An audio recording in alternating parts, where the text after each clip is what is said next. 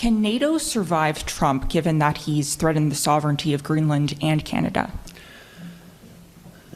I'm sorry, Olivia, I'm getting a flashback right now because that was a question we answered, got asked and answered many times over the first Donald Trump mandate.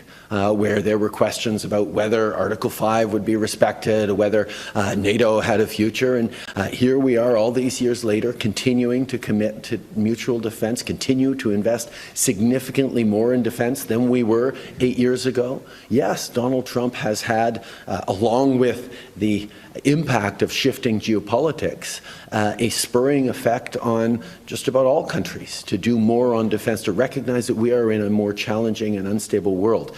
But that's exactly where the value of military alliances like NATO being the most successful military alliance in history, is all the more visible and all the more important in a world like this. But don't these sovereignty threats go against what NATO stands for? Isn't this new?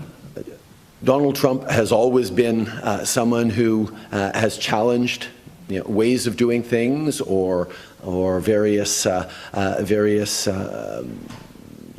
conventions around what gets negotiated or what gets said about one country or another. I think we need to focus on the core of the issue, which is we need to be able to be there to defend our sovereignty, defend our democracies, and support our partners. That's what we're all committed to. Trump again talked about Canada's defense spending, and at one point he said, we don't pay so much when it comes to defense spending. This is a quote, because they assume that the U.S. is going to protect Canada, and that's not an assumption that they can make.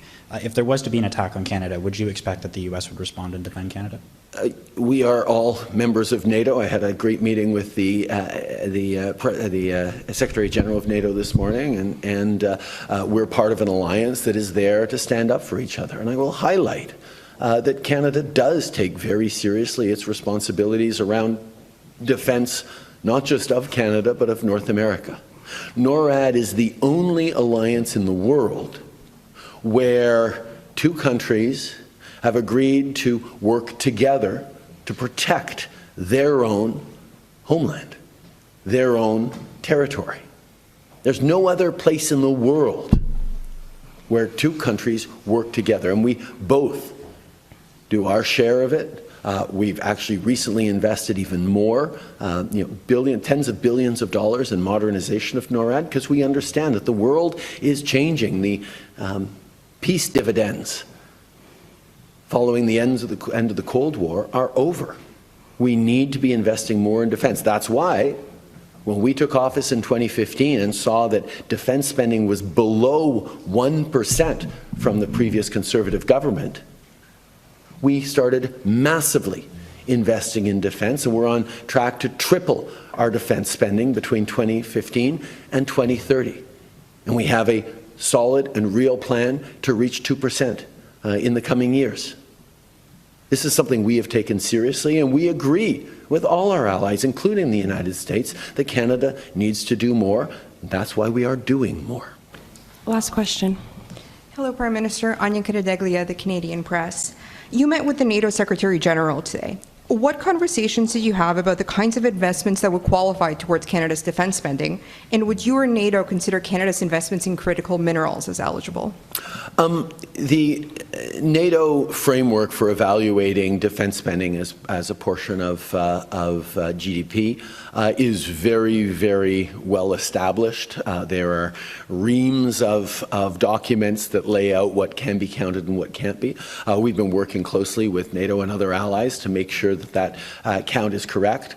But rather than focusing on, where the numbers are or where the exact percentages are, what's important is that we be investing significantly in the kinds of things that are going to keep Canadians and all our NATO partners more safe. The capacities that are important, investing in infrastructure in the Arctic, investing in being there to protect NATO's eastern flank with Latvia, investing to strengthen our NORAD defenses, investing in new submarines, in 88 new fighter jets, in more icebreakers, and signing the Ice Pact. It is the capacities and the abilities of Canadian servicemen and women and the equipment they rely on that is most important. So yes, we're going to continue to make sure that the investments get recognized by NATO. But we're going to stay focused on doing the things that actually matter for Canadians to not only protect our own sovereignty, but continue to be a strong and staunch ally in protecting our values and the sovereignty of partners around the world.